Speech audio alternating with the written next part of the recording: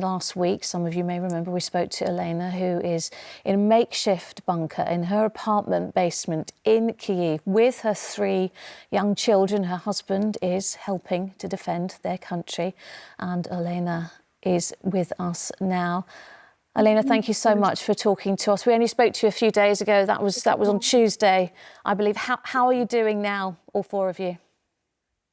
Hello. So we are still here, and this decision was not easy for us too. Yesterday, my husband told me that it was the last chance to leave, and he asked me to leave. He was going to be in a little panic all of a sudden because Russians started shelling the suburbs of Kyiv, and he said that this is the Russian tactics. If they cannot take the city, they will level it to the ground. So it's very dangerous to stay here. But I told him that basically it was dangerous from the very beginning, and we know what's going on. So we decided to stay. We're here because, yes, Russians want us to leave. You know, they just want people to leave and just to come here and to say that this is theirs, that this belongs to them. And we just cannot make it. And I still hope that NATO, the international community, will impose here the no-fly zone, and they will prevent this shelling of Kyiv, heavy bombardment of Kyiv.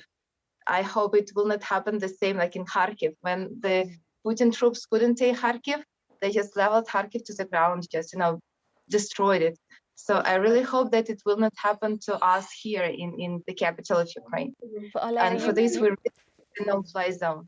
Elena, you made that decision to stay with your children there in your bunker, and for the moment, NATO is not imposing a no-fly zone. We know that's not happening yet, and you talk about your worries, having seen what has happened to Kyiv. How afraid are you? What goes through your mind? I'm very much afraid. I'm very much afraid. I know how big is the risk. I'm risking with everything I have. But nevertheless, this girl in Lviv who was telling you that she is feeling herself as a traitor, she is feeling the guilt. At least I'm not feeling the guilt. Yes, at least I feel strong because I am standing on my land and truth is behind me.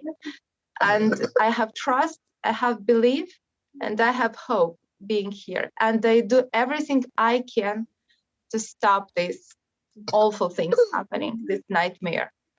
And if each of us does the same, it will help. Each of us, I mean, not only Ukrainians, but, the powerful presidents of the other countries, if they are brave, and strong, like our family, all together, we will stop Putin. Olena, my colleague Robert is here in the studio with me. He wants to ask you a question, if he may. Olena, it's a heartbreaking story that we're hearing from you. And it strikes me that you're extraordinarily vulnerable there in a bunker in Kyiv. Are you struggling to get food and supplies? Are you worried about the next stage, which could be a Russian siege, and therefore you may lose water, heating, and have really great difficulty getting access to food? Of course, I'm worried. It would be strange if I wasn't, right? So far, we have everything needed. Yes, so far we have water and food, and people help each other. We have volunteers, like everybody who stayed in Kyiv became volunteers to help each other. And we have a very strong spirit, and people will not let each other die as much as possible. We'll help each other. We'll see how it goes. I mean, if the situation gets really serious, like siege of how it happened to Leningrad or Stalingrad in the Second World War, I mean, I hope that the world powers will intervene finally and will not let people just die here because Putin decided that he wants this piece of the land. That this will add enough of courage to the other countries. Maybe they will see that economical sanctions are great, but not enough. Maybe they will see that ammunitions are great, but for example, I cannot take an anti-tank missile into my hand, and if I cannot hit the airplane flying above my shelter. I mean, hope, and the spirit is our main force here. but we need no-fly zone, to use it. Olena, Otherwise, my final question has to be, we see you here, you're in this bunker, you have no idea what is going to come tomorrow, really, but you are surrounded by your family. How much comfort do you take from that, at least? A lot.